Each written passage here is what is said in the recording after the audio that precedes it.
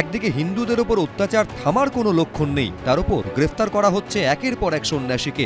এরই প্রতিবাদে এবার পথে নামার ডাক দিয়েছেন হাওড়ার কদমতলার তারাসুন্দরী বালিকা বিদ্যাভবনের প্রধান শিক্ষিকা মোনালিসা মাইতি।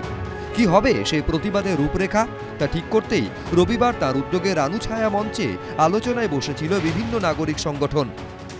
একটা জায়গায় আমরা সবাই একমত যে আমরা কিছু ভাবছি, কিছু করতে চাইছি, মানুষের স্বার্থেই করতে চাইছি। আপনারাও দেখতে পাচ্ছেন যে বিভিন্ন জন বিভিন্ন মতামত রাখছেন, কিন্তু এটা এখনো শেষ হয়নি। আমরা আশা রাখছি যে আমরা এখান থেকে ভালো কিছু করতে পারবো, কারণ প্রত্যেকেই সমব্যথী এবং প্রত্যেকেই চাইছেন যে কিছু করা হোক। এদিনের আলোচনায় ঠিক হয়েছে 6 ডিসেম্বর শুক্রবার কলকাতার কোনো একটি হলে গণ কনভেনশনে ডাক দেওয়া হবে। সেখানেও বাংলাদেশের বর্তমান পরিস্থিতি নিয়ে আলোচনা হবে। সেদিনই ঠিক হবে মিছিল না মানববন্ধন, কিসের মাধ্যমে প্রতিবাদ জানানো হবে।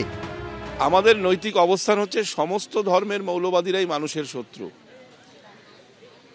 মানে কোনো একটা মৌলবাদ খারাপ আবার কোনো একটা মৌলবাদ ভালো, এইভাবে আমরা দেখি না।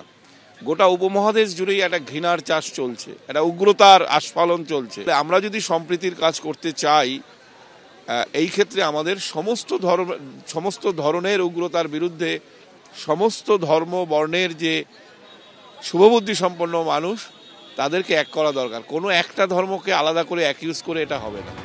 আরজিকর হাসপাতালে তরুণী চিকিৎসকের ধর্ষণ খুন ঘিরে বেনজির গণ আন্দোলনের সাক্ষী থেকেছে বাংলা। সোশ্যাল মিডিয়া পোস্টে স্বাধীনতার মধ্যরাতে রাত দখলের আহ্বান জানিয়েছিলেন রিমঝিম সিংহ। সেই আহ্বানে সাড়া দিয়ে গর্জে উঠেছিল লক্ষ লক্ষ স্বর। সেই আবহে ভাইরাল হয় এক প্রতিবাদী কণ্ঠ, যেখানে অন্যায়ের বিরুদ্ধে ছাত্রীদের পথে নামার আহ্বান জানান তারাসুন্দরী বালিকা বিদ্যাভবনের প্রধান শিক্ষিকা মোনালিসা মাইতি। নিজের গলাটা ছাড়তে হবে, নিজেদেরকে কখনো শোষণ যন্ত্রে তুলে ঠকাবে না। এবং তোমার মতো একটা মেয়ে, সে যাই করুক না কেন, যেই হোক না কেন, তোমার যদি শত্রুপক্ষ পুরো উল্টো দিকেও দাঁড়িয়ে থাকে, তার প্রতি যখন ইনজাস্টিস হবে তখন অবশ্যই রাস্তায় নামবে। এই প্রতিবাদী স্বরই এবার বাংলাদেশের সংখ্যালঘুদের নিরাপত্তা চেয়ে গর্জে উঠেছে। তার ডাকে সাড়া দিয়েছে বহু মানুষ।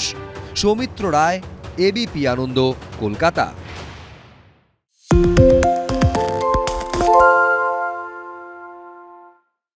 সত্য অন্তহীন, সত্যের খোঁজও তাই, সত্য সন্ধানে তাই আমরা অক্লান্ত, অকুতভয়। এবিপি আনন্দ নতুন ভাবনার প্রতীক, যা মনে মুক্ত, তথ্যে যুক্ত এবং যাবতীয় সীমানার বাঁধন থেকে মুক্ত।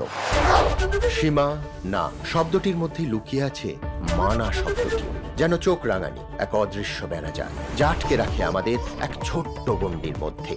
একমাত্র সঠিক খবরই গড়ে তুলবে এক মুক্ত সমাজ।